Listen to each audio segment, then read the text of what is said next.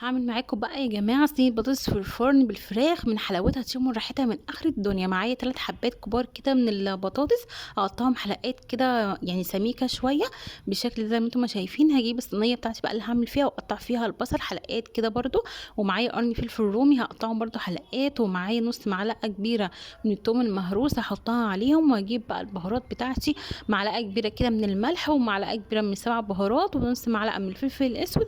وطبعا دي البهارات اللي انت عايزاها، يعني عايزه زودي براحتك. تمام. معايا بقى هدعكم كلهم كده مع بعض بقى عشان يطلعوا الميه بتاعه البصل ويخلوا طعمها تحفه.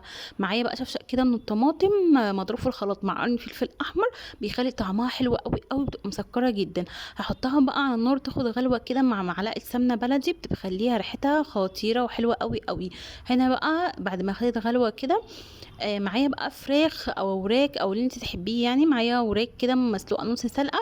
هعملها بقى كده ايه، هتبلها بصلصه جاهزه عليها فلفل اسود وملح وسبع بهارات وزعتر. هتبلها حلوه قوي من كل النواحي كده بالشكل دوت، علشان تديها طعم وريحه حلوه جدا جدا يا جماعه.